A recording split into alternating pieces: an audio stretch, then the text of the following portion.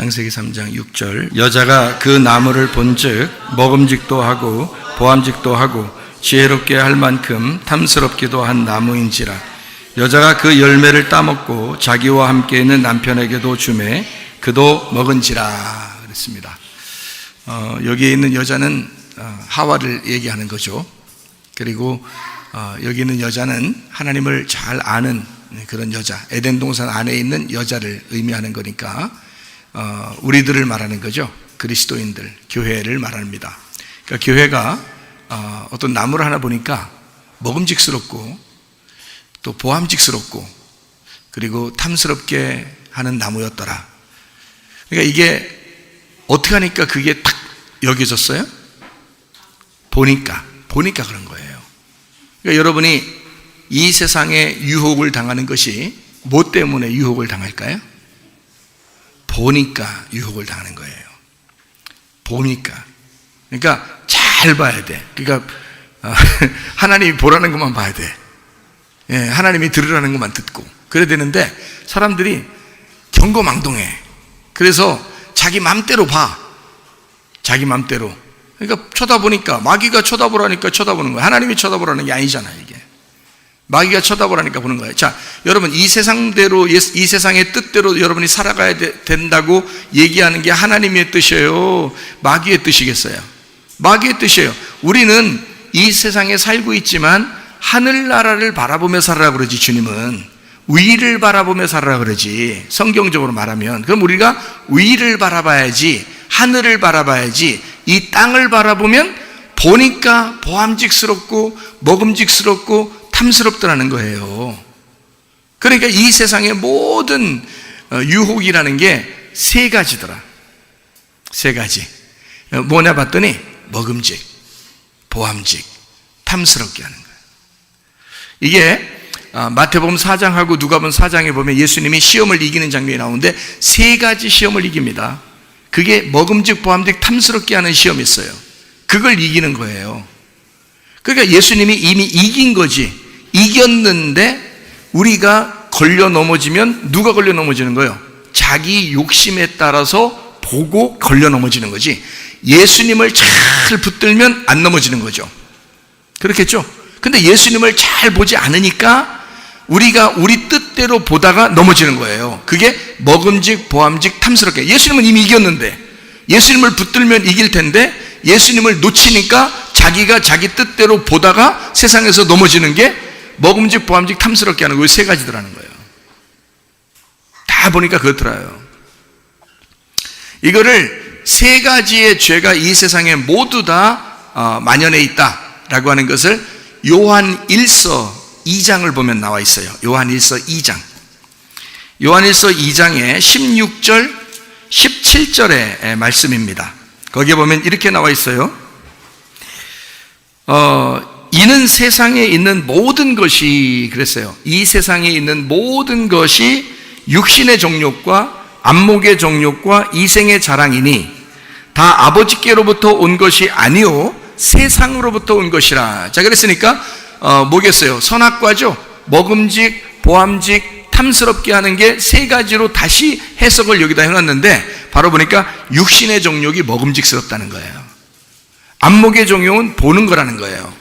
안목의 정욕은 보는 거. 그 다음에 이생의 자랑은 탐스러운 거라는 거죠. 그러니까 요 세 가지를 먹음직, 보암직, 탐스럽게 하는 걸 육신의 정욕, 안목의 정욕, 이생의 자랑 요 세 가지로 모든 것이 되어 있다는 거예요. 이 세상이. 이 세상의 흐름은 이렇게 세 가지로 되어 있다 하는 것입니다. 자, 요 잘 여러분 이해해야 됩니다. 요 오늘 말씀을 잘 이해하고 앞으로 우리가 어떻게 살아가야 되냐를 잘 이렇게 우리가 점검을 해야 될 것 같아요. 17절에 보니까 이 세상도 그 정욕도 다 지나가되 오직 하나님의 뜻을 행하는 자는 영원히 거하느니라 그랬어요. 그러니까 하나님의 뜻대로 행하는 사람만 남고 나머지는 다 없애버린다는 거예요. 이 세상은 다 어떻게 되어 있다고요? 먹음직, 보암직, 탐스럽게 되어 있다고. 육신의 정욕 아니면 안목의 정욕 아니면 이생의 자랑으로 되어 있다고요. 이 세 가지로 되어 있는데 이렇게 세 가지를 따르는 사람은 다 멸망시킬 것이고 영원히 하나님과 함께 거하는 사람은 아버지의 뜻대로 뜻대로 사는 사람, 하나님의 뜻을 따라 온전한 사람들만 남겨놓고 나머지는 싹 멸망을 시킨다 하는 것이 바로 성경입니다. 그러니까 우리가 이 세 가지를 우리가 이기는 게 아니라 예수님이 이기셨으니까 그 예수님을 붙들고 가자는 거예요. 이 세상을 여러분 잘 생각해 보세요. 이 세상이 제가 어떻게 돼 있나, 이 세상의 유혹거리가 뭔가라고 한번 생각을 해봤어요. 여러분도 한번 생각해 보세요. 이 세상의 유혹거리가 뭔가 한번 생각해 보세요. 뭐가 여러분에게 가장 큰 유혹거리예요? 예? 뭐가 그렇게 가장 큰 유혹거리예요? 요즘 여러분 이 세상 살아가는 동안에 간단하게 그냥 얘기해 보세요. 예? 뭐가 가장 유혹거리예요? 돈이에요. 돈입니다. 돈이 가장 큰 유혹거리예요. 돈을 사람들이 그렇게 좋아해요. 돈을. 그리고 뭐 보는 거 있잖아요. 뭐 보는 거, 이거를 굉장히 좋아해. 뭐 보는 거를. 그 말은 보는 것이 성경에서는 아는 것이라고 나오거든요. 그러니까 지식을 굉장히 좋아하더라고요. 그거 잘 못 벗어나더라고요. 특별히 많이 못 배운 사람들이 더 못 벗어나더라고요. 많이 배운 사람들은 그냥 자기가 배워봤으니까 신경을 많이 안 쓰고 살아가고 싶어 하기도 해요. 근데 못 배운 사람들은 배우는 게 그렇게 욕심이 나. 배우는 게요. 그러니까 이 세상에 가장 유혹거리가 뭔가 봤더니 돈을 그렇게 욕심을 내든지, 사람을 보니까 돈을 그렇게 욕심을 내든지 그렇게 뭘 이렇게 배우려고 그렇게 하든지 말이에요. 이게 사람들이 배우는 욕심, 이거 정말 이거 무섭더라고요. 사람들이 배우는 욕심은 아주 무서워요. 그래서 자녀들 뭐 학교 보내는 거, 뭐 거기서 1등 해야 된다는 거, 뭐 공부 좀이라도 잘해야 된다는 거, 막 이것을 굉장히 많이 생각을 해요. 네, 이거요? 그거 내려놓으셔요. 응? 내려놓으셔요. 내려놓으셔요. 그래, 내려놔야지. 오늘 말씀을 들었으니까 오늘 내려놔야지. 이렇게 생각을 하거든요. 집에 가면 안 그래요. 집에 가면 숙제 한 번만 안 해도 큰일 나. 숙제 어느 안전이라고 숙제 안 하냐 이거지. 숙제 안 하면 큰일 나? 여러분 옛날에 숙제 안 하면 뭐 여러분 오늘까지 살아가는데 문제가 있었나요? 문제 없어. 근데 숙제 한 번 안 해도 그렇게 큰일 나. 네, 그거 아니에요. 그러니까 너무 배우는 거에 너무 욕심을 내다 보니까 지식이 아주 욕심이 나더라. 사람들이 많이 욕심을 내더라. 또 하나 욕심을 사람들이 내는 걸 보니까 권력 말이죠. 권력. 이게 정치 권력 있잖아요. 그래서 다른 사람을 지배하고 권력을 가지고 막 이런 정치인들 있잖아요. 야, 욕심 대단하다. 욕심이 대단한 거예요. 이게 세 개 다 욕심이거든요. 돈 욕심, 지식 욕심, 권력 욕심, 다 욕심이에요. 그래서 탐욕은 뭐라고? 우상 숭배라고. 그 우상 숭배가 선악과라고. 그러니까 선악과의 죄는 먹음직 보암직 탐스럽게 하는데 그게 다 욕심이더라. 그래서 여기서 요한 1서 2장 16, 17절에 뭐라고 되어 있냐면 육신의 정욕, 안목의 정욕, 이생의 자랑, 이렇게 되어 있는 거예요. 그러니까 이 세 개가 다 탐욕이더라는 거예요. 탐욕, 욕심이더라. 사람들이 욕심을 내다 보니까 믿음보다 그 욕심이 더 중요하게 생각합니다. 교회보다 그 욕심이 더 생각나는 거예요. 그러니까 사람들은 교회는 뒷전이고 예배는 뒷전이어도 욕심은 내더라. 이 사람들이 세상 살아가는 동안에 그런 욕심을 내는 것이 우상 숭배고, 우상 숭배가 선악과예요. 자, 여기까지 이해가 되시죠? 무슨 말인가? 그러니까 이 세상은 어떻게 되고 있다? 하나님에게서 온 것이다 이런 것들이 아니면 세상적으로 온 것이다. 세상적으로 온 것이다. 자, 그러면 여러분이 욕심을 가졌어. 좋아. 욕심, 돈 욕심, 지식 욕심, 권력 욕심. 대표적인 것을 지금 제가 얘기하는 거예요. 대표적인 것을 이 세 가지에 다 걸려 있다는 거예요. 그러면 이런 욕심을 여러분이 가지게 되면 하나님의 뜻대로 사는 거예요? 하나님의 반대로 사는 거예요?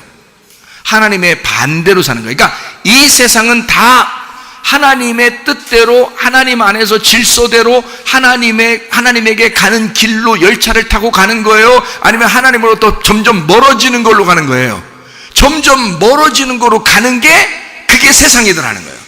다시 말하면 세상은 어쩔 수 없이 인간들은 자기가 죽는지도 모르고 자기가 파괴되는지도 모르고 계속 자기를 허비하면서 살아가는데, 생명을 얻으려고 하는 게 아니라 돈을 얻으려고 하는 것이고 지식을 얻으려고 그러고 권력을 얻으려고 그러더라.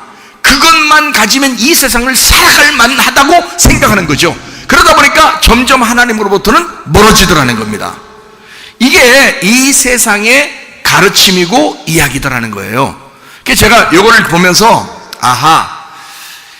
이 세상은 무질서로 가고 질서로 다시 돌아가지 않으려고 하는 그런 습성을 가지고 있는데, 이번 코로나 사건을 통해서 이전까지, 코로나 이전의 우리의 삶이 코로나 이후에 다시 똑같이 그 삶으로 우리가 살아갈 수 있을까? 라고 연구를 한 요즘의 미래학자들은 다 한결같이 뭐라고 얘기하느냐?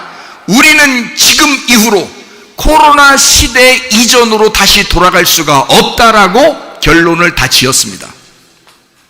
여러분, 그러면 우리는 이제 코로나 이후 시대에 코로나 이전 시대와 같지 않은 시대를 우리는 앞으로 살아가야 돼요. 그러면 그 시대를 앞으로 우리가 어떻게 지혜를 가지고 하나님 안에서 살아갈 수 있을까를 연구해야 된다는 거죠. 무슨 말인가 이해가 되시겠죠? 코로나 이전 시대로 다시는 돌아갈 수가 없다고 지금 이구동성으로 얘기합니다.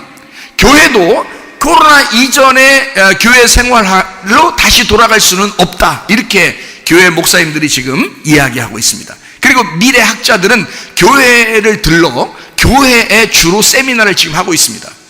코로나 이전 시대로 다시는 돌아갈 수가 없다. 이 땅은 어차피 무질서로 돌아갈 것이고 파괴하는 쪽으로 가게 될 것이고 인류가 파멸하는지도 모르고 계속 그쪽으로 가게 될 것이다. 하나님을 등지고 계속 이 세상을 따라서 사람들은 흘러가게 될 것이다. 왜? 선악과를 먹은 인생들이니까. 그러니까 그 인생을, 땅에서 태어난 인생은 자꾸 그쪽으로 가려고 할 것이다. 그러나 우리 하나님 생명나무 먹은 사람들은, 생명나무의 열매를 먹은 사람들은 이 세상과 반대로 살아가려고 할 것이라는 거죠. 그럼 그것이 뭐냐, 이런 것들은 이제 우리가 알아야 된다는 거죠. 이 땅은요, 하늘하고 달라서 이 땅은 어둠입니다, 원래가. 근데 예수가 오셔가지고 예수 안에 있는 사람들만 빛으로 바꿔놨거든요. 그래서 우리 보고 너희는 이 세상에, 이 어둠에 너희는 빛이다, 이렇게 얘기한 거예요. 예수님이 온 사람들만 빛이라고 한 거지 이 세상 전체가 빛이라고 말한 건 아닙니다. 예수가 온 그 사람들이 빛이다 라고 얘기한 거죠. 그러니까 나머지는 다 어둠이란 얘기예요. 그러니까 어둠은 어둠끼리 알고 어둠으로 계속 가게 될 거란 말이죠. 이 잘 이야기를 들으셔야 됩니다. 그래서요, 무슨 말인지 아시겠어요? 그러니까 어둠으로 계속 가는 이 땅은, 이 땅에서 계속 어둠으로 가는데 요거 획기적으로 바뀔 가능성이 있을까? 어떻게 되겠지, 이제까지 뭐 우리도 잘 살아왔는데 앞으로도 뭐 어떻게 되겠지 이렇게 그냥 대충 그래도 우리도 살만하지 않을까라고 생각할지도 모른단 말이에요. 근데 그러지 않다고 미래학자들은 이미 다 계획을 해놨다는 거죠. 다시는 그 시대로 돌아올 수가 없다. 이 땅은 인간에게 있어서, 이 땅은요, 인간에게 있어서 누구나 다 똑같이 대합니다. 땅은요, 여러분 돌아가시면 다 어디로 가요? 땅으로 가죠. 이 몸이 다 땅으로 갑니다. 이 땅에서 여기서 못된 짓 하고 나쁜 짓 한 놈들은 땅에서, 야 얘들 못 받아 죽었다 그래가지고 땅으로 딱 심는데 땅에서 뱉어버려. 땅에서 뱉어버려. 얘 도저히 우리가 못 받아 주겠어. 뱉어버리고, 좀 착한 사람들은 아이고 어서 오세요 이렇게 땅이 받아주고. 그래요? 그럴까요? 아니에요. 땅은 이 땅이 스스로 생각할 때는, 야 선한 것도 없고 다 살아보니까 선한 것도 없고 악한 것도 없더라. 이 세상은 선과 악으로 너희들이 막 너는 잘났네, 너는 못났네, 너는 착하네, 너는 안 착하네, 이런 게 없더라. 땅은 다 받아들이더라. 이 땅은 우리의 모든 인간을 선과 악으로 나누지 않고 모든 것을 다 받아들이더라 이 말이에요.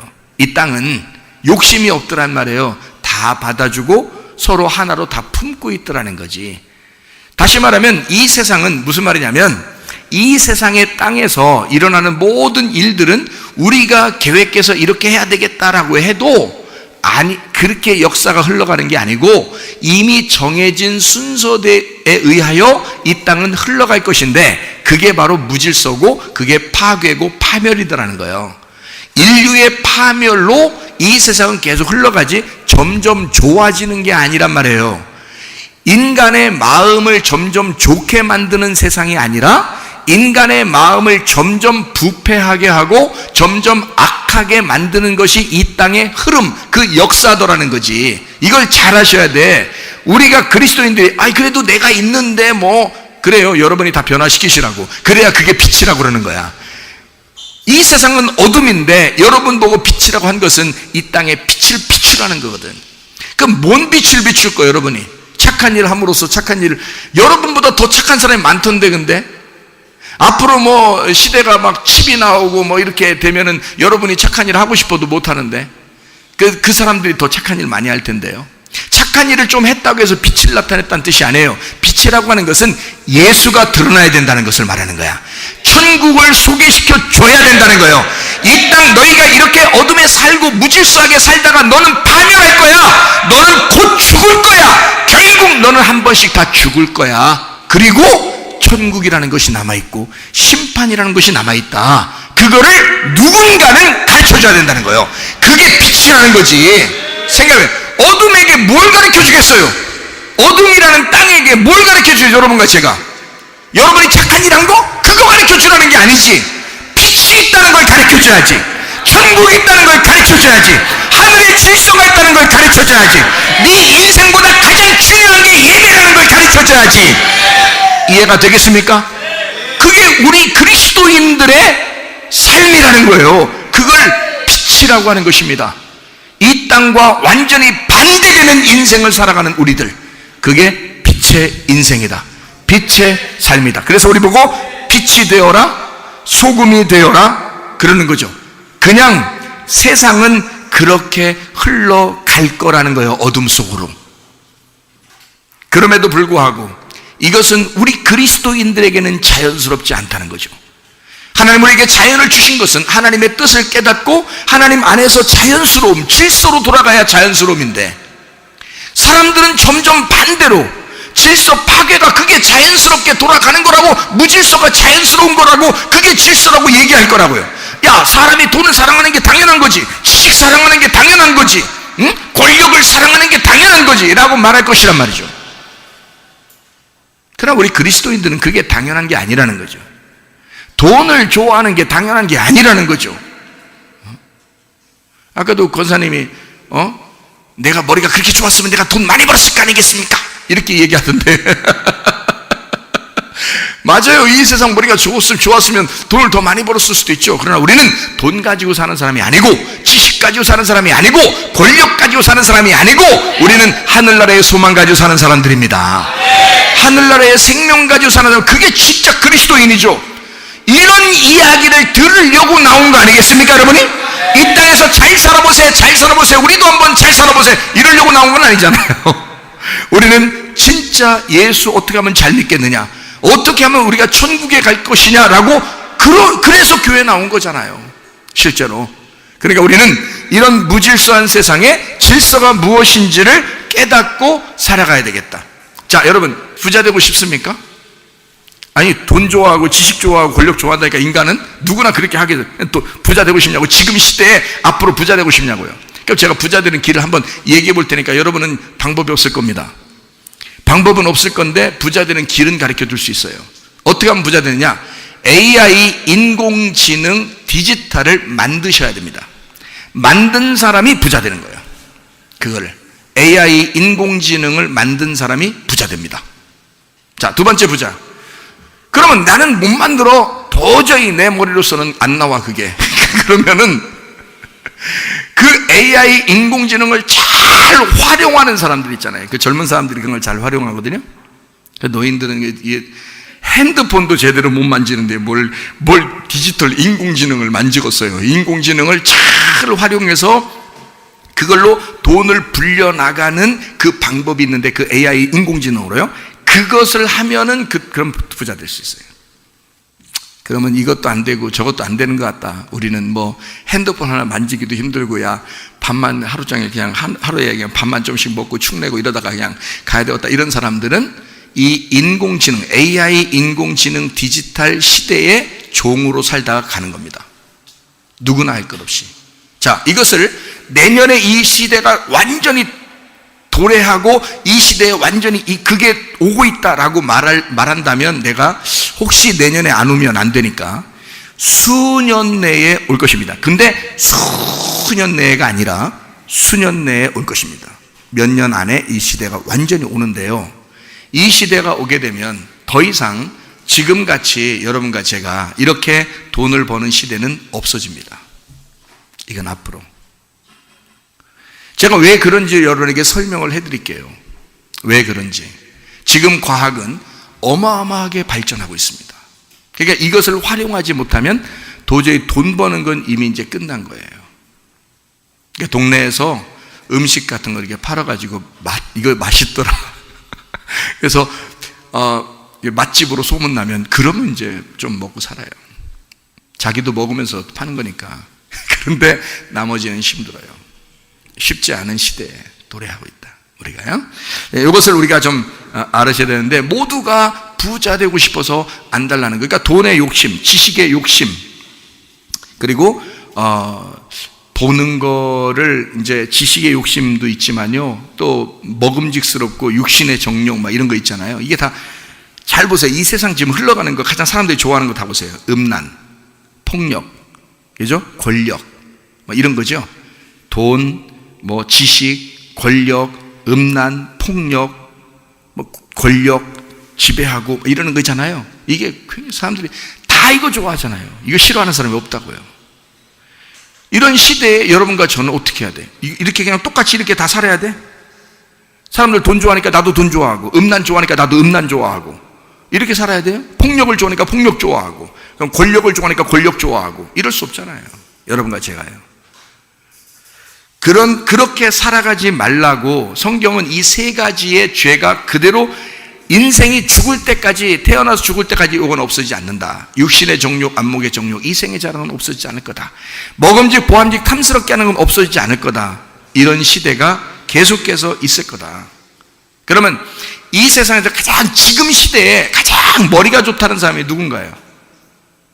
뭐 빌 게이츠나 마크 주커버거 이런 사람들, 뭐 스티브 잡스가 또 돌아가셨는데 머리가 굉장히 좋은 사람들이죠. 그러니까 뭐 빌 게이츠 같은 경우는 PC, 그러니까 아주 소프트웨어를 그 창시자로서 이 세상의 모든 사람에게 손바닥에 다 컴퓨터를 다 핸드폰을 준 사람이 이런 사람들이죠. 그러니까 여러분이 컴퓨터를 쓰는 순간, 핸드폰만 쓰는 순간 다 돈은 그쪽으로 들어가는 거죠. 우리가 개런티를 내고 쓰는 겁니다. 그렇죠? 그 사람들에게 이미 창시자들한테는 돈을 주는 거예요. 돈을 이미 여러분 사용하는 그 돈에서 다 들어가는 거예요. 그쪽 사람. 그러니까 이 사람은 가만히 할 일이 없는 거야. 이제 가만히 앉아가지고 그냥 돈이 계속 들어오는 거야. 이런 사람들은요. 거기다가 마크 주커버그가 말해요. 뭐 페이스북 이런 거 있잖아요. 그런 거 만들고 그러잖아요. 사람들이 다 그걸 통해서 인터넷 발달하니까 세계가 또 하나가 되어서 서로 다 연결하고 누구든지 다 찾을 수 있고 서로 연락하고 연결할 수 있는 걸로 다 세계를 하나의 그물망처럼 만들어 놨잖아요. 이런 걸요. 그 젊은 사람이에요. 그러니까 알고 보면 그 주커버그라는 사람이요. 록펠러의 손자랍니다. 그러면 록펠러라는 사람이 어떤 세계의 가장 부자는 또 이 사람은 또 미국의 경제를 쥐고 흔드는 사람인데 그 록펠러의 손자가 주커버거예요. 그러니까 부자가 부자를 낳고 부자가 부자를 행동하고 부자가 부자처럼 살다 가는 거예요. 에? 우리는 다 뭐라 그러냐 그 사람들이 볼 때 개미. 개미들 온다. 개미 군단이 온다. 이삿짐 날릴 때나 좀 편리하죠. 개미 군단이 촉촉촉촉 날라는 개미 군단. 그 사람들이 볼 때는 우리들이 무슨 동물 같은 거야. 자기들이 이 세상을 지배하는 사람들이니까. 근데 참 희한하죠. 이렇게 돈이 많은 사람들, 그리고 이렇게 컴퓨터에 이렇게 귀재들, 이런 사람들이요. 지금 예방주사 같은 거, 백신 예방주사 같은 거 만들어서, 나노 백신 디지털 예방주사를 만들어서 여러분 아기들까지 다 놓을 것입니다. 그리고 오로라 링이라는 게 있다네요. 그래서 반지 하나를 끼면 그 반지로 이 세상이 딱 이제 이런 그 컴퓨터로 움직일 수 있도록 다 모든 것을 이 반지 속에다 집어넣어서 반지를 끼고 움직일 수 있는 오로라 링이 나왔다네요. 그 사람들은 그걸 끼고 움직인다는 거예요. 그러면 컴퓨터가 움직인다네요. 이 시대가. 예? 그리고 거기 그 오로라 링을 이제 앞으로 발달시키면 여러분에게 손가락에 끼게 되면 그것이 이제 그 인공위성이나 이런 그 컴퓨터에서 싹 여러분이 어디에서 무엇 하는지, 뭘 좋아하는지, 뭘 먹는지, 어디에 있는지 다 확인할 수 있다네요.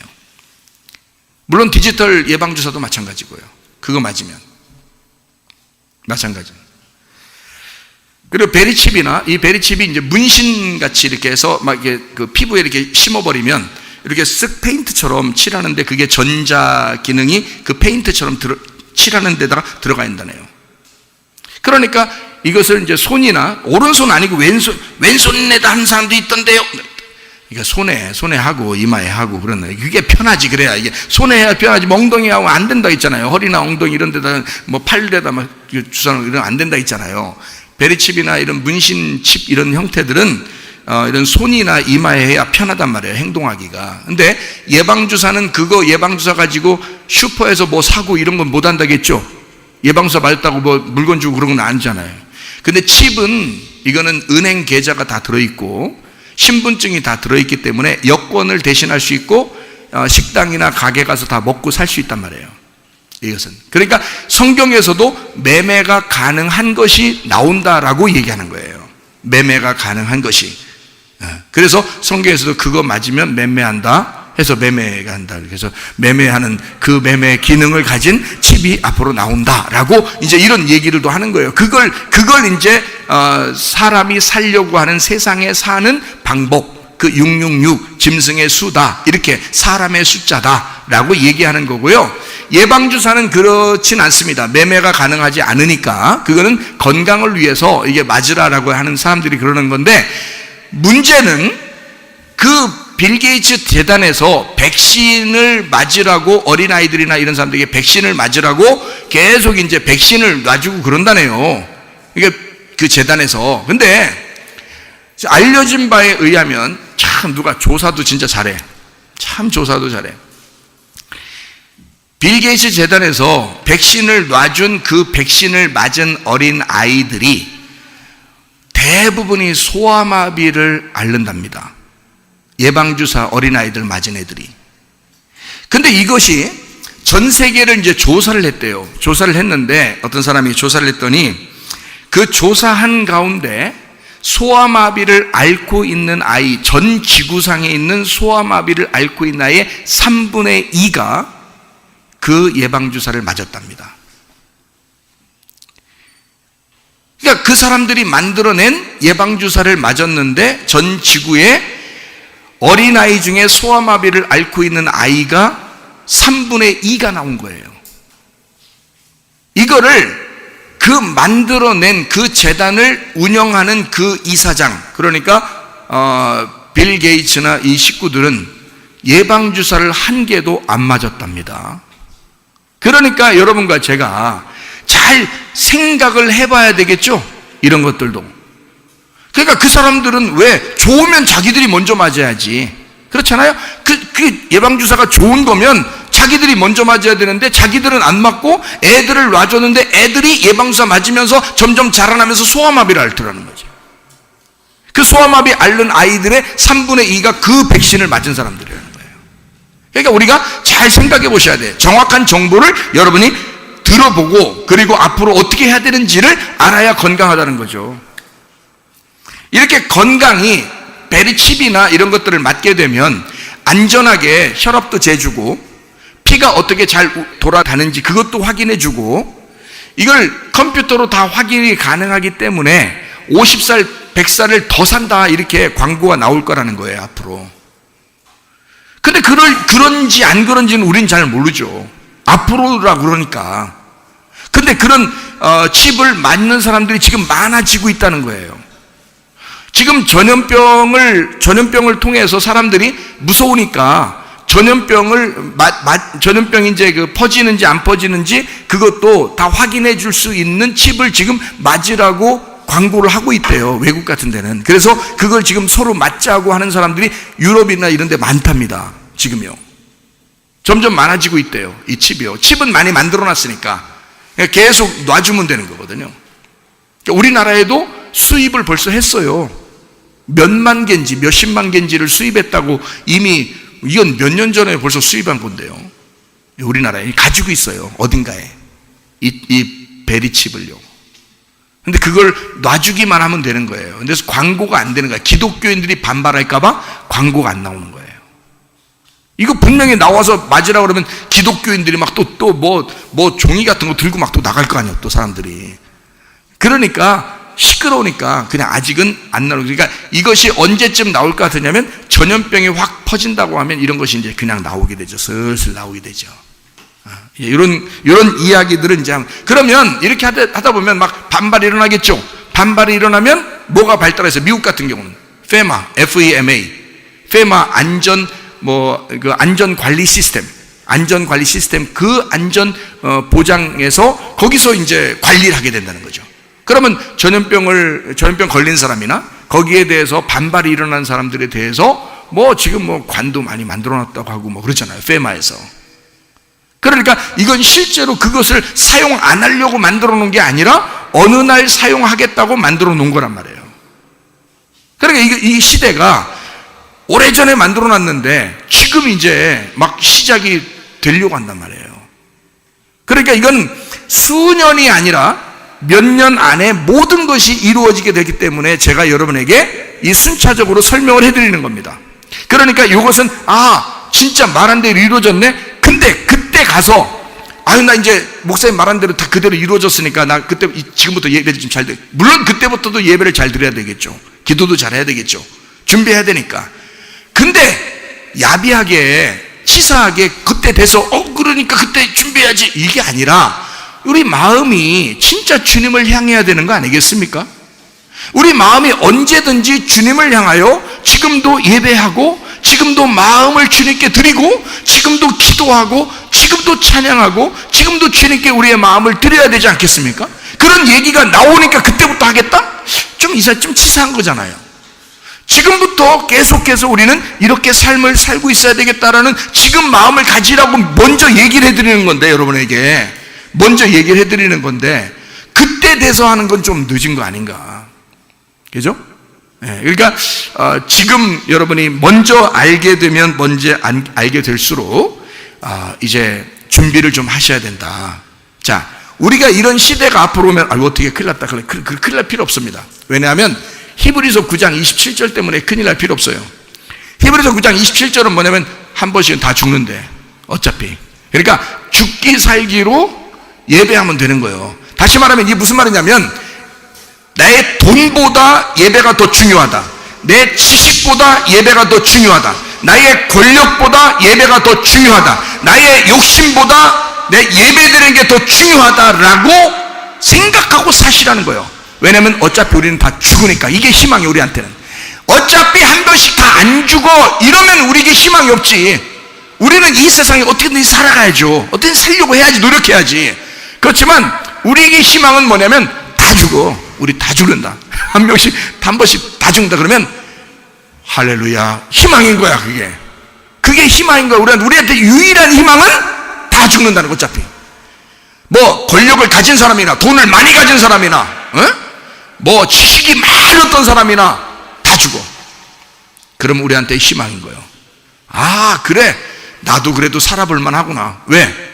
저 사람도 죽고 나도 죽으니까. 똑같이 죽을 거니까. 너와 내가 다 평등하니까. 죽음에 있어서는 다 평등하니까. 그러니까 살아볼만 하겠다, 이래야죠. 그게 살아볼만 한 거지. 진짜 영원히 갈라져서 우리는 이 땅에서 지지리도 가난하게 살고 지지리도 못 살다가 나중에 지옥 가지. 뭐야 이게?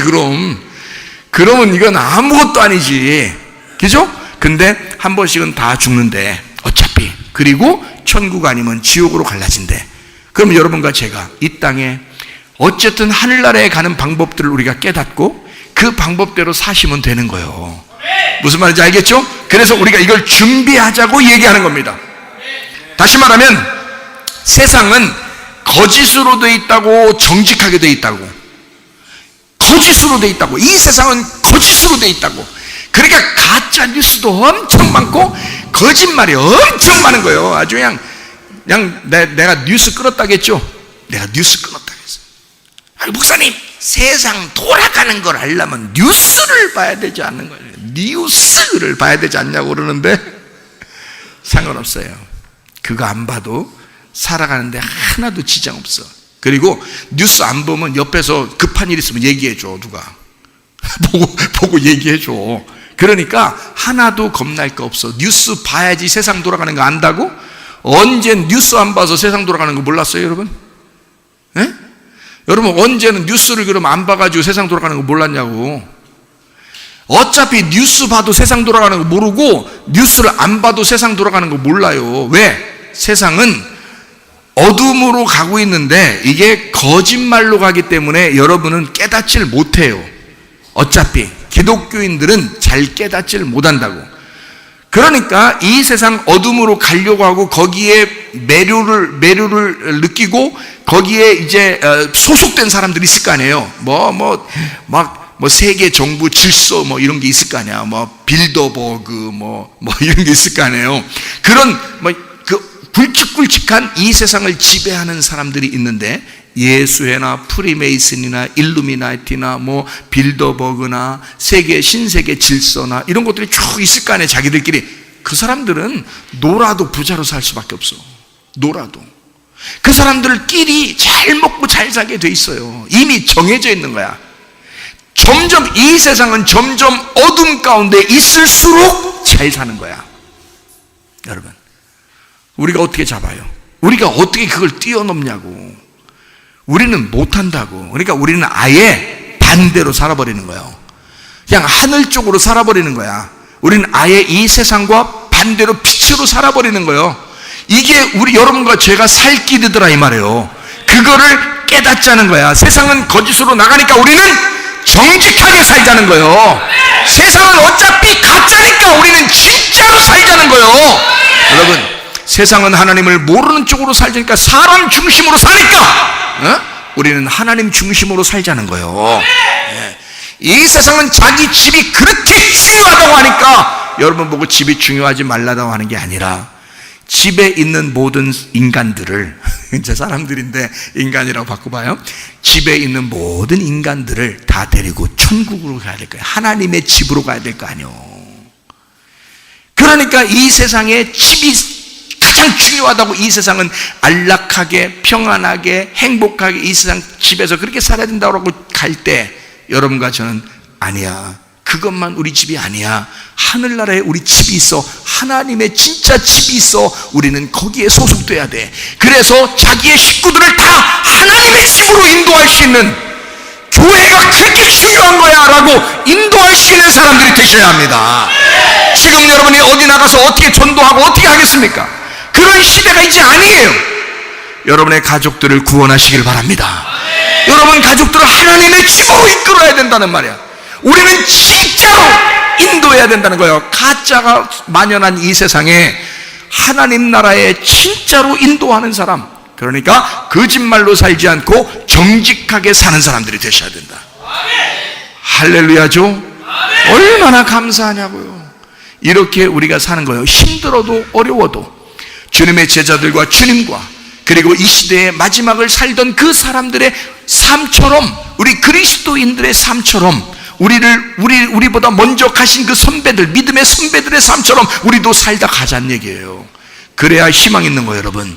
그렇지 않으면 희망이 없어요. 여러분, 어떤 사람이 예를 들어서 교회를 떠나, 교회 떠나니까 진짜 잘 살게 되더라. 야, 더 좋아지더라. 야, 더 행복하고 더 돈도 많이 벌고 더 잘 배우고 더 좋아지더라. 야.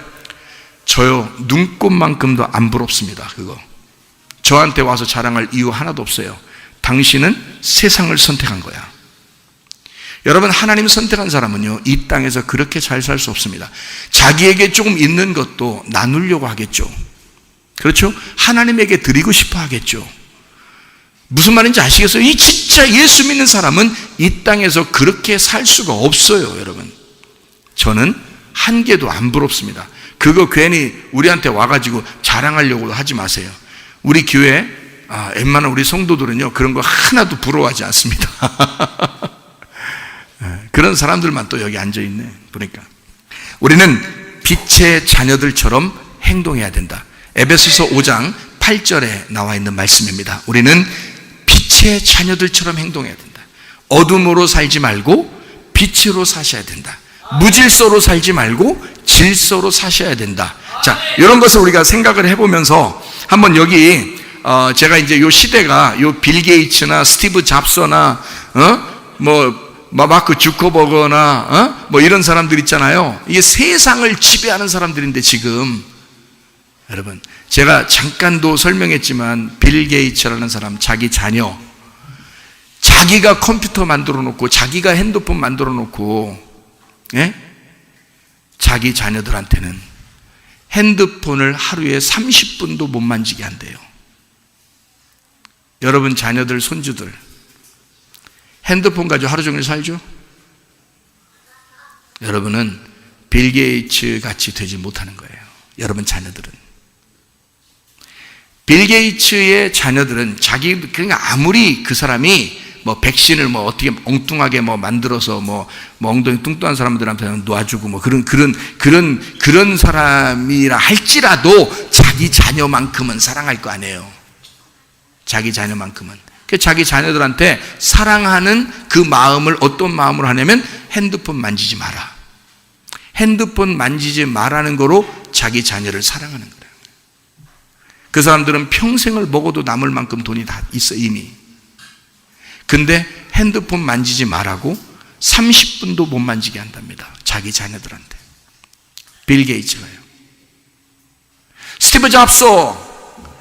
이 스티브 잡소라는 분은 돌아가셨는데요. 제가 이제 돌아가신 분은 이름을 자꾸 잡소라고 하는데 뭐 영어니까 한국말로 바꾸면 뭐 잡소인지 잡스인지 뭐 잘 몰라요. 하여튼 이렇게 다 비슷한데요.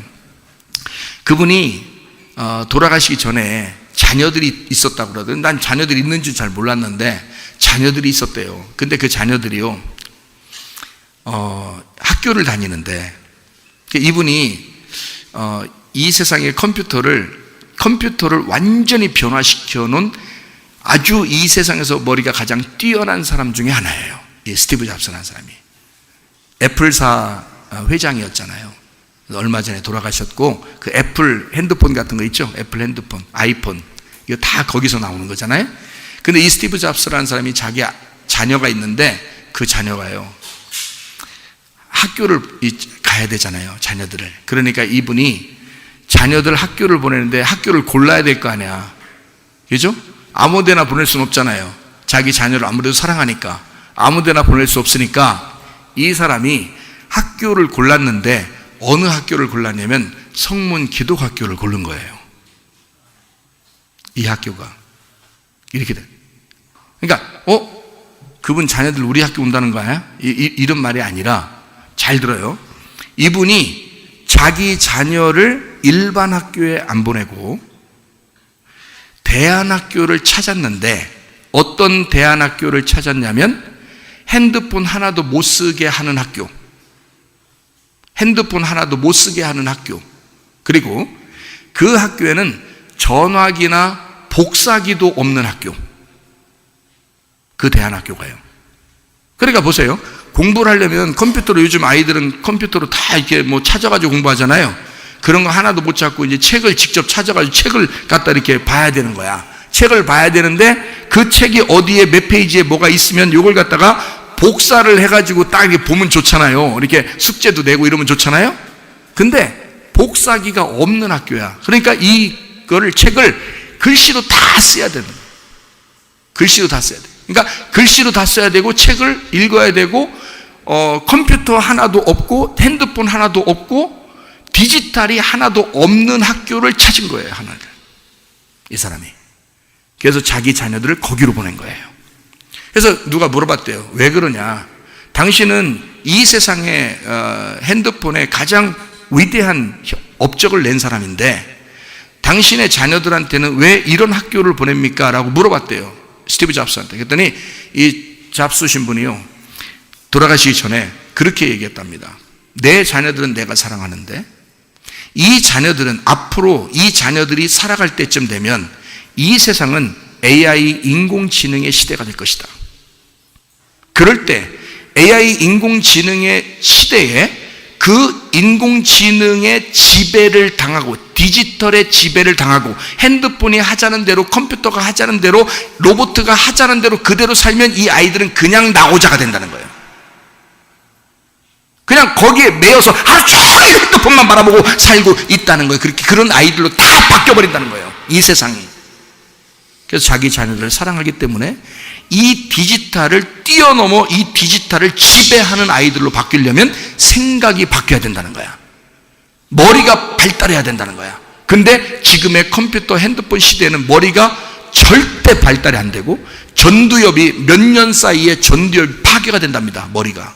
핸드폰을 계속 같이 있는 아이들은 하루에 3시간씩 7년만 지나면 전두엽이 싹 파괴가 된대요. 근데 애들이 생각을 못하는 아이들로 바뀌어버린다는 거예요.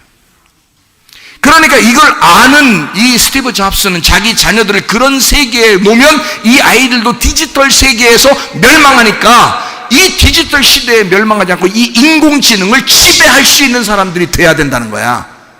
그런 아이들로 키우기 위해서 대안학교를 찾았는데 디지털이 하나도 없는 학교를 찾아서 거기를 다닌다는 거죠. 여러분 어떻습니까? 여러분의 생각하고 이 세상을 지배하는 사람들의 생각하고 전혀 다르죠. 그러니까 이 세상에 지배를 당할 것이냐 아니면 이 세상을 지배하고 살 것이냐는 거예요. 여러분과 제가 빛의 삶을 살려면요, 어둠 가운데 기어들어가면 안 됩니다. 어둠 밖에서 빛을 비춰버려야죠.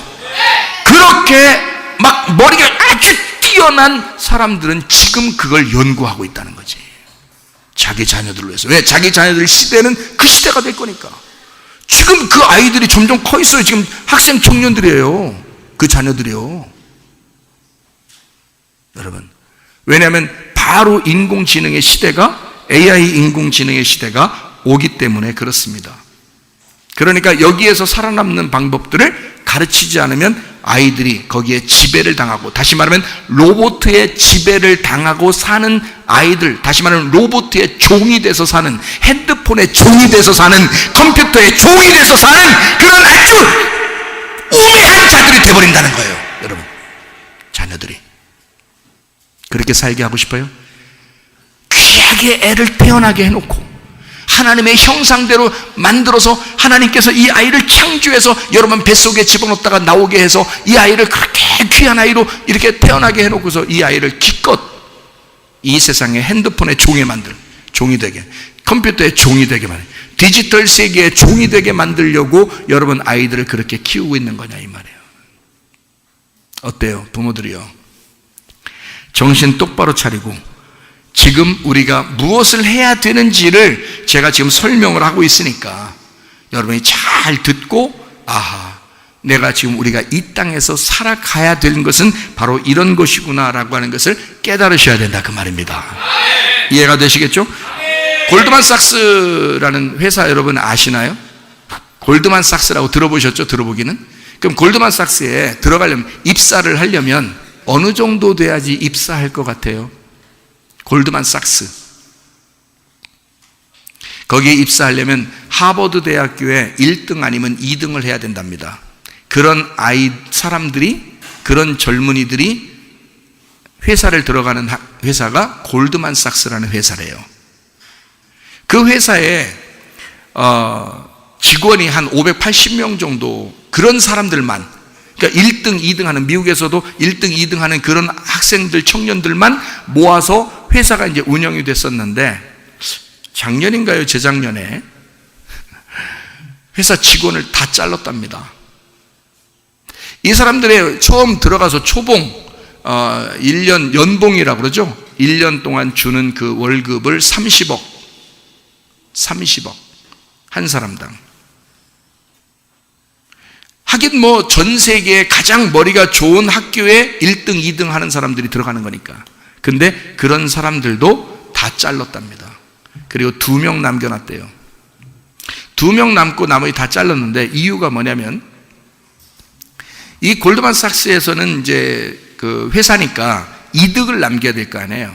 이득을 남겨야 되는데 사람들의 머리로 그렇게 머리를 짜고 해서 연구를 해가지고 그렇게 해도 AI 인공지능을 못 따라가더래요. 왜냐면 AI 인공지능은 밥도 안 먹어, 잠도 안 자, 휴식도 없어, 휴가도 없어, 와서 아침마다 뭐 모닝 커피 이런 것도 안 마셔, 하나도 쉬지도 않아. 24시간 365일을 전기만 주면 움직이는 거예요. 월급도 없어. 월급도 없어. 그러니까 보세요. 자, 월급도 안 줘, 쉬지도 않아. 근데 머리는 사람들보다 더 좋아. 왜 더 좋냐면 로봇이니까 입력을 시키는 것마다 다 입력이 되는 거잖아요. 근데 사람들은 다 까먹잖아. 입력된 것도 까먹고 뭔가 생각을 해야 되는데, 그러니까 내가 이제까지 배우고 아는 걸 가지고 앞으로 이렇게 될 것이다 라고 생각을 해줘야 되는 거예요. 그게 이제 계획이거든요. 근데 이 인공지능은 옛날에 있던 걸 우리 사람이 가진 것에 1000배, 10,000배, 10만 배 이상을 갖다 집어넣어 버리는 거야. 그리고 거기서 분석을 해. 앞으로 이렇게 하면 되겠다 라고 딱 분석하면 AI가 딱 맞는 거야. 돈을 몇 배를 더 벌어주는 거야, 이 골드만삭스에.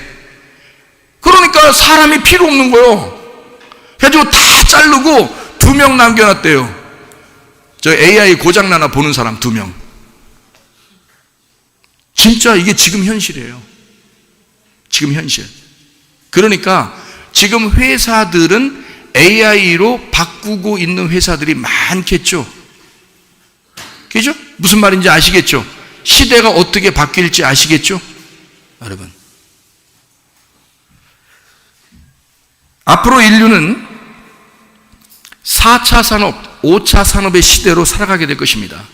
지금이 우리가 3차 산업이라고 한다면 앞으로 4차 산업, 5차 산업의 시대로 살아가게 될 것이다. 이게 미래학자들이 지금 계속 삶을 우리가 앞으로 이렇게 될 건데 우리는 이렇게 살아야 된다라고 지금 이야기하는 것들이거든요. 그러면 이제 AI 인공지능을 얘기를 했으니까 제가 조금만 더 얘기해 봐요. AI 인공지능이 얼마나 정확한 거냐면, 의사가 될 때, 의사나 간호사가 될 때 로봇으로 딱 의사를 대체해 버리면요, 수술을 사람이 수술하는 것보다 훨씬 잘해. 로봇 수술이. 근데 조금 더 비싸. 근데도 로봇 수술, 사람 수술보다 로봇 수술을 갖다가 더 사람들이 좋아해. 왜?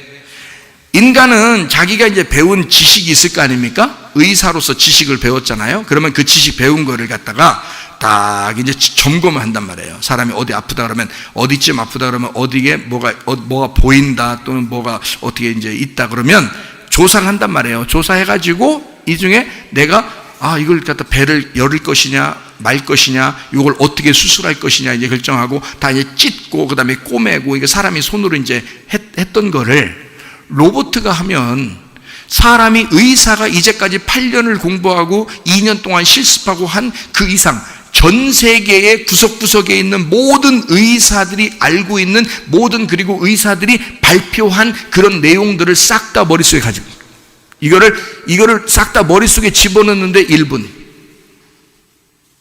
에? 그리고 여기를 가지고 있는 이 로봇가 딱 등장해서 병원에 오게 되면 이 로봇 수술이라는 게 있어. 여러분 그런 얘기 들어봤죠? 요즘에 로봇 수술 이런 거. 그럼 로봇 수술은 실수를 안 해. 판단할 때도 실수를 안 해.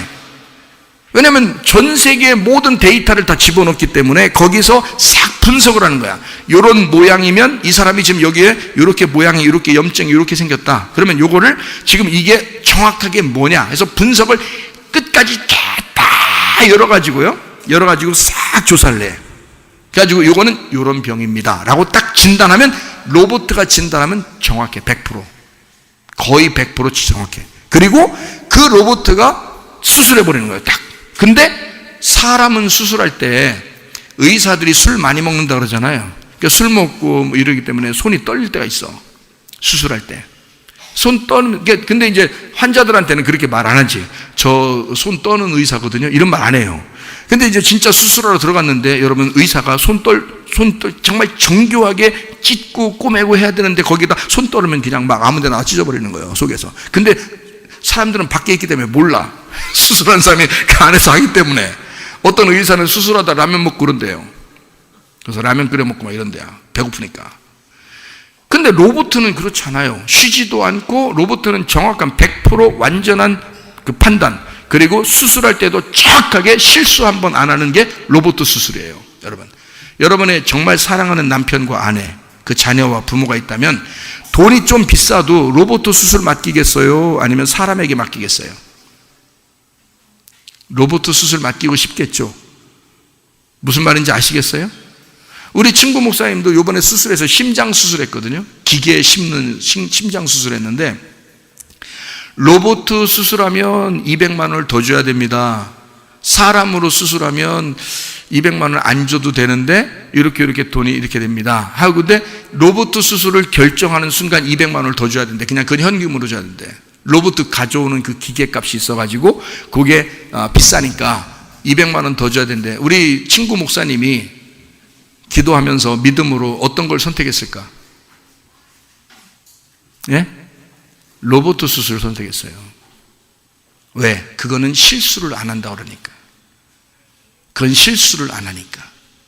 사람은 실수할 수도 있어요 라고 하는 거죠. 근데 로봇은 실수를 안 한다는 거죠. 누구한테 맡기겠어요, 여러분? 로봇에게 맡기죠. 그럼 의사가, 그런 의사를 많이 모집을 하겠어요? 로봇을 많이 사겠어요? 의사 로봇을 많이 사는 게 그 병원이 앞으로 잘 되는 길이죠. 그럼 의사들은 직업을 이제 로봇 이제 닦아주고, 전기 이제 그 플러그 잘 끼워주고, 관리해주고, 프로그래밍 해주고 이러는 거, 이제 그런 관리하는 거예요, 의사가. 여러분, 시대가 얼마나 바뀔지 아시겠어요? 자, 판사 얘기해 볼까요? 판사. 죄수가 이제 범죄를 해가지고 잡혔어요. 그래서 판사 앞에 딱 섰어.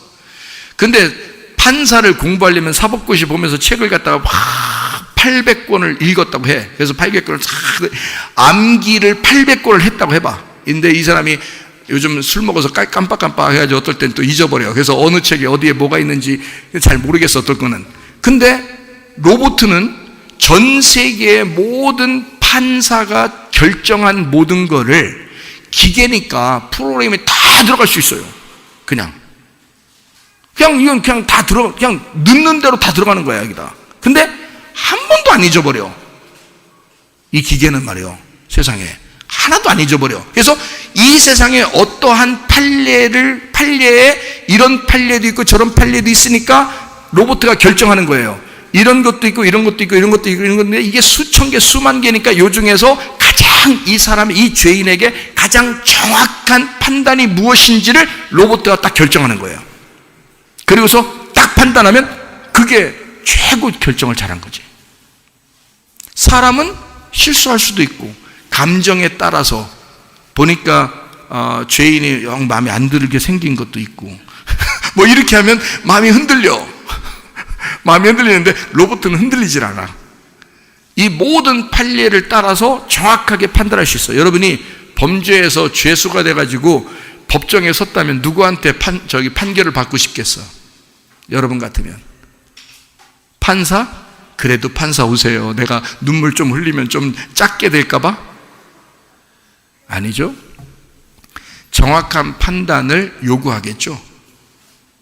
로봇가 판사를 대신할 것입니다. 여러분, 무서운 시대예요. 사람들은 막, 야, 우리 집 판사 났어. 우리 집 판사 났어.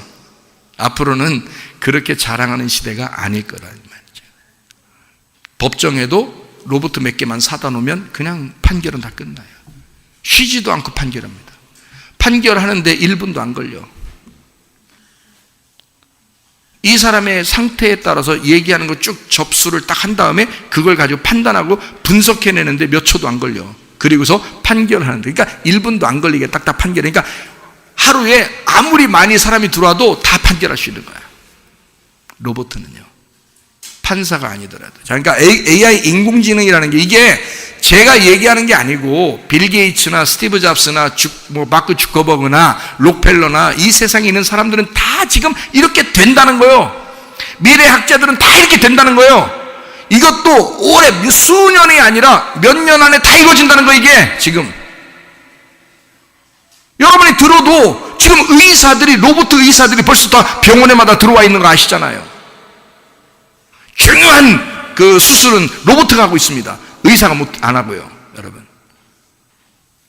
그러니까 지금 시대가 계속 이렇게 진행이 되고 있다는 걸 아셔야 된다. 게이머 어떨까요?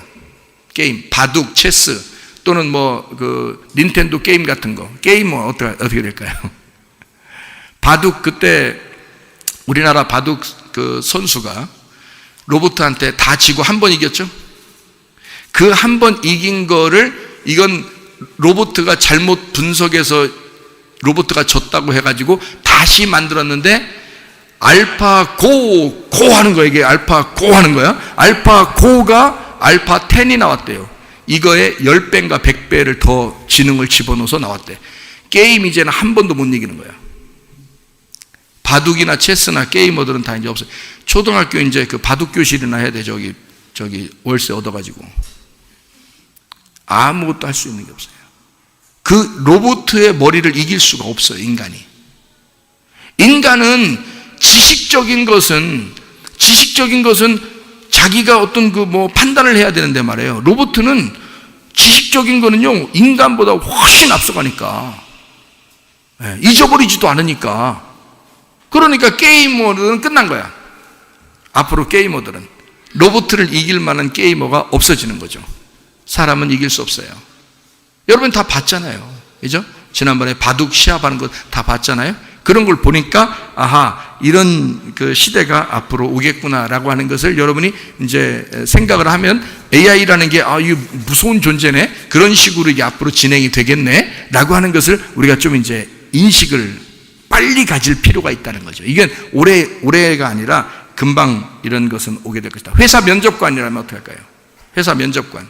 여러분 회사 면접관 딱 보고서 얼굴 표정이 상당히 좋으면 좀 뽑고 싶고, 표정이 좀 별로면은 안 뽑고 싶고 이럴 수도 있잖아요. 관상도 보고 막 이런다잖아요. 그러면 관상을 보는 거, 이 사람의 학력을 보는 거, 이 사람의 태도를 보는 거, 이 사람 배운 거, 지식을 보는 거, 이런 걸 분석할 때 로봇가 딱 앉아 있다면요, 그거 분석하는 게 로봇가 훨씬 더 빠르게 보자마자 분석을 다 해버리죠. 그죠? 그래서 면접관을 지금은 AI 인공지능으로 바꾸고 있답니다. 회사들마다. 지금 시대에 지금 그렇게 하고 대기업들은. 자, 선생님은 어떤가요? 선생님. 어떤 사람은 내 꿈은 선생님이에요. 이런 사람도 있어요. 내 꿈은 선생님이에요. 자, 선생님이 학생들을 가르치는데, 자, 마음으로 가르쳐요? 머리로 가르쳐요? 머리로 가르치잖아요. 머리로 가르치니까 머리로 이제 가르치는 거를 누가 더 잘 가르치겠어? 선생님이 배운 지식이 더 잘 가르치고 로봇 하나 딱 세워놓으면 그게 더 잘 가르치겠어. 로봇가 훨씬 더 잘 가르쳐. 애들은 다 로봇 말 듣고 사는 거지 이제. 그게 온라인 수업이 될 거야 앞으로. 그게 다 온라인 수업이 될 거라고. AI 인공지능 로봇 지식으로 수업을 하게 될 거란 말이에요. 그러니까 이 시대는 거스를 수가 없어요. 이건 그렇게 진행이 될 거니까. 이거는 누구나 지금 조금만 이 미래를 바라보는 사람은 다 얘기하는 얘기예요. 자, 어떤 사람이 자폐증 아이가 있는데 그 학생을 가르치려고 선생님들이 막 매달려서, 여러 선생님들이 매달려서 그 자폐증 아이 한 사람을 가르쳤답니다. 성공 확률이 얼만큼 됐을까요? 3% 미만. 3% 미만. 자폐증 아이는 이러든지 아니면 혼자 막 쭈그리고 앉아있든지 자기 혼자 딴짓을 하든지 막 유리창 깨려고 하든지 딴짓을 하거든요. 그러면 이 아이들한테 얘기할 때는 빨리 막 급하게 그런 행동을 하면 선생님들 어떻게 해요? 얘야, 그러면 안 돼. 이렇게 얘기하기 위해서 안 돼, 막 이렇게 하겠어요. 선생님들 10중 8구 다 안 돼, 이러겠죠? 자, 선생님들 여러 명이 붙어서 자폐증 환자 아이한테 공부를 가르치는데 성공 확률 3% 미만. 근데 AI 인공지능 교사를 딱 갖다 놨대요. 그 교사는 자기에게 프로그래밍 된 거, 자폐증 환자한테는 이렇게 해야 됩니다.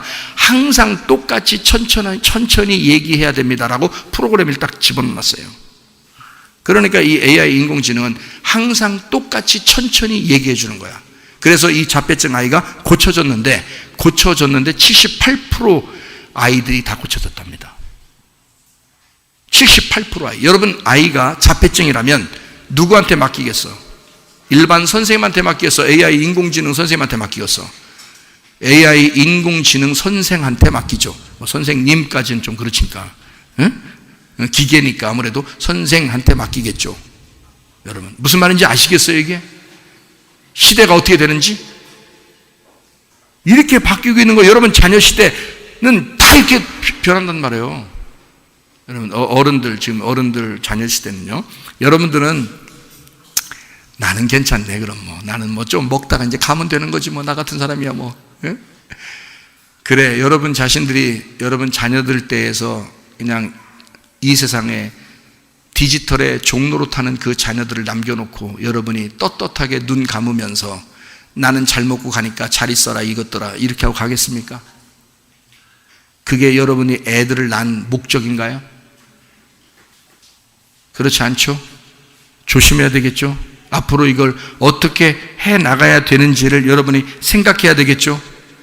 무슨 말인지 아시겠습니까? 이렇게 시대가 기계적으로 돌아가는 것은 훨씬 기계가 빨리 모든 것을 접수해서 시대는 그렇게 돌아갈 것인데, 그래도 살아있는 게 있을 거라는 거죠. 그래도 살아있는 게 있을 거다. 아무리 AI가 발달해도 부부의 세계와 부모 자녀의 세계는 안 없어집니다. 그게 가정이니까.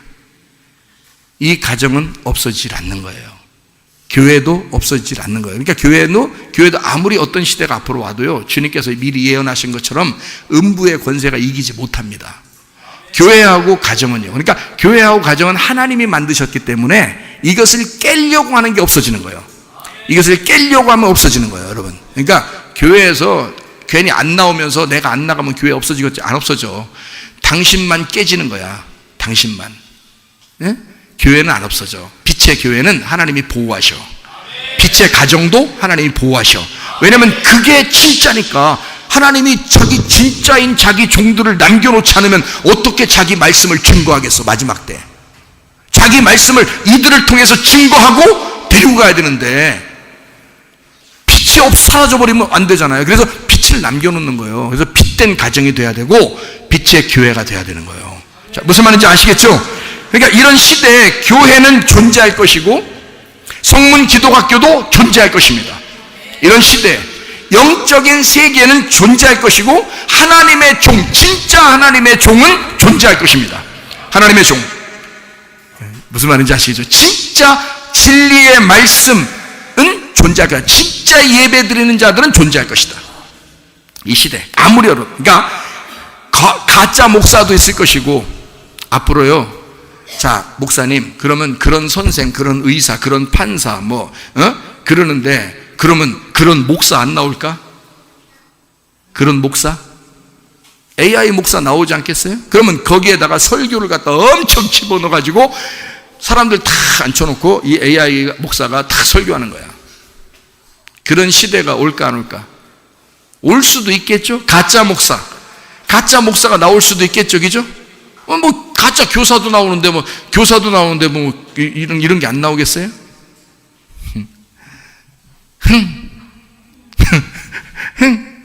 소용없어. 나와도 아무 소용없어. 그건. 왜 그런지 알아요? 제가 이유를 설명해 드리고 마칠게요. 여기요. 시대가 아무리 그래도 우리가 살아남는 게 있고 살아남지 못하는 게 있어. 그래서 제가 그걸 설명해 드리고 마치려고 하는 거예요. 여러분, 잘 한번 들어보시기를 바랍니다. AI가 할 수 없는 게 있어요. 이게 다 잘하는 게 아니야.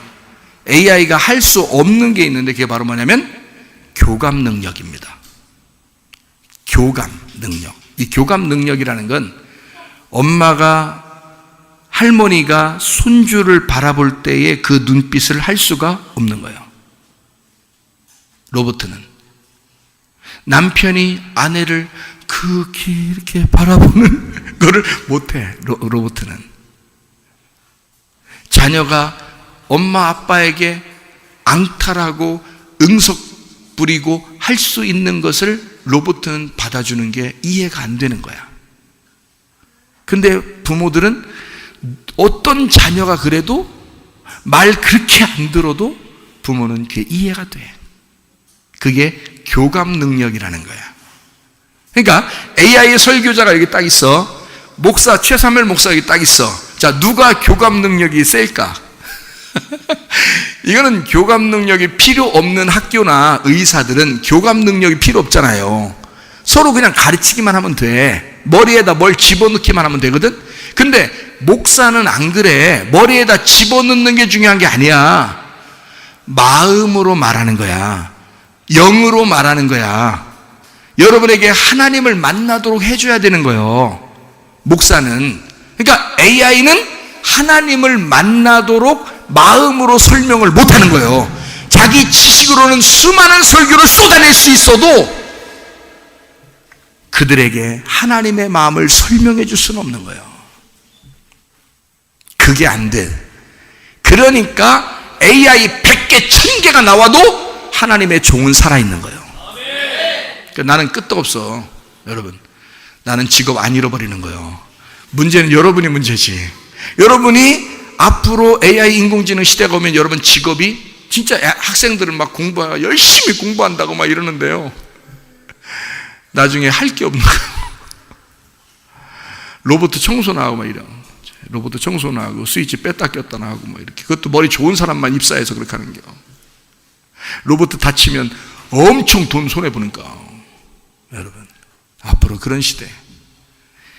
교감 능력을 못해요. AI 인공지능은 감성이 없습니다. 감성이. 그래서 교감이 안 되는 거예요. 근데 부부의 세계는 어떤가요?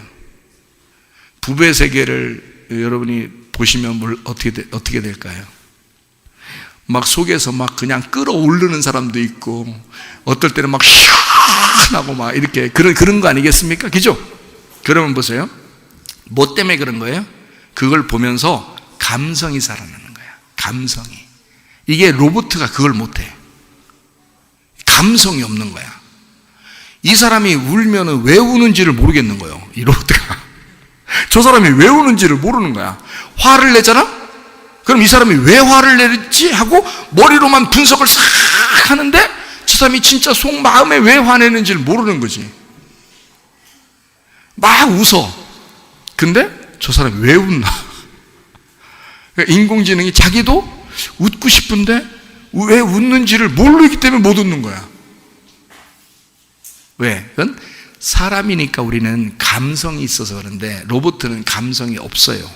자, 이제 슬슬 이제 정답으로 가고 있다는 것을 우리가 알겠죠. 무슨 말인가? AI 로봇도 못하는 게 있구나, 이것들이. 이 세상을 그들이 지배하려고 하지만 그들도 못하는 게 있구나 라고 하는 것을 우리가 지금 점점 알아가고 있는 것은, 정이 없어요. 용서를 못해요. 로봇은 정확하게 판단할 수 있지만 사람들을 용서한다는 게 무엇인지를 모르죠. 우리의 마음속에 용서하기 싫지만 용서해야 되는 것도 로봇은 모르죠. 그러나 우리 사람은 용서라는 걸 알아요. 하나님의 그 용서를 깨달아요. 이해를 할 수 있어요. 사람이니까. 하나님하고 우리하고 감성의 교감이 있어야 되는데 그거를 못해요. 로봇은요. 사람 간의 감성의 교감도 못해요. 정이 없고 하나님의 용서가 뭔지를 못 깨달아요. 하나님의 용서가 뭔지를 모르는데 어떻게 용서를 가르치겠어요, AI 로봇가. 이건 지식이 아니라고요. 성경은 그냥 우리의 머리에 집어넣는 지식이 아니에요. 우리의 마음판에다가 얘기하는 거지. 왜냐하면 하나님은 영이시니까.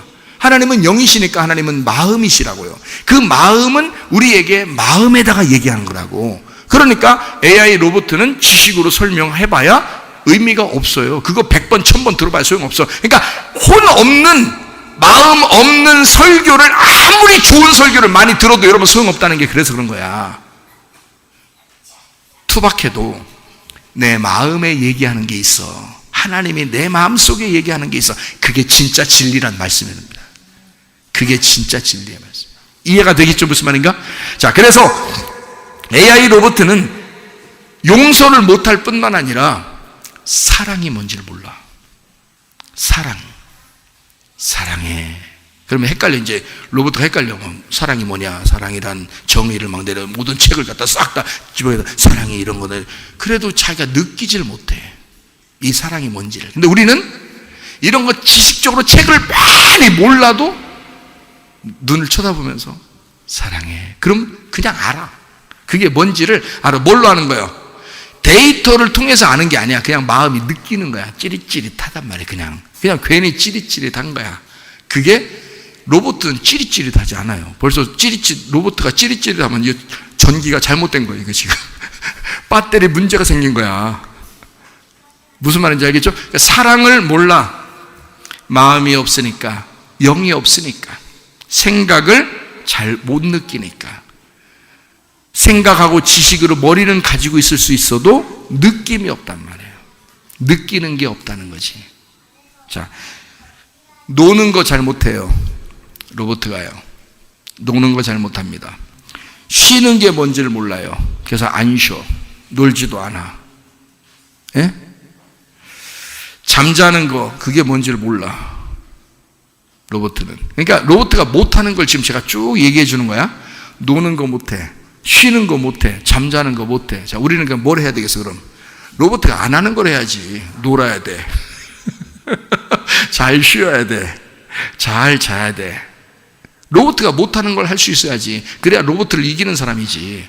로봇에 지배를 당하면 안 되잖아요. 그죠? 그러니까 이거 제가 가르쳐 주는 거죠. 웃기, 울기, 화내기 이런 거 못해요. 자기가 살아있다는 걸 확인할 수가 없어요. 로봇은 자기가 살아있는지 뭔지를 몰라. 배터리만 빼버리면 죽어버려.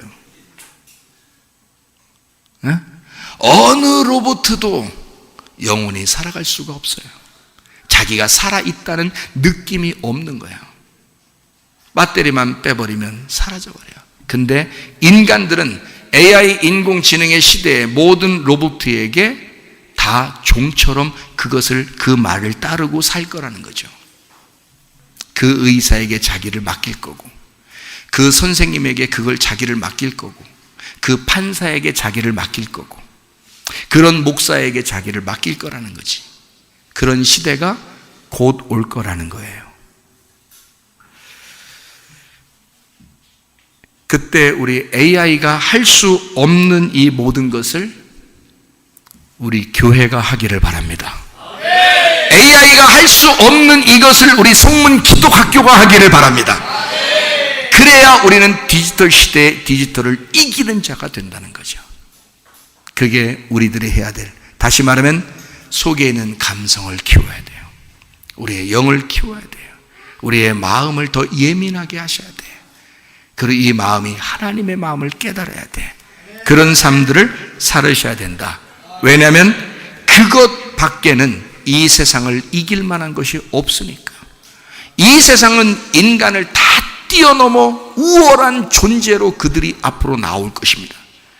모든 인간들을 다 제치고서라도 회사를 장악하게 될 것이고, 모든 인간을 제치고 학교를 장악하게 될 것이고, 모든 인간들을 다 제치고 모든 기관들을 장악할 것입니다. 그럼에도 불구하고 그들에게 지배당하지 않고 우리가 살아남을 수 있는 것은 그들이 못하는 걸 하는 거예요. 그들이 못하는 걸, 그것들이 못하는 걸 우리가 해내는 거예요. 뭘로? 마음으로, 영으로. 요한복음 4장 23절 24절의 말씀, 예배하는 자가 영과 진리로 예배 드릴 때가 오나니 곧 이때라.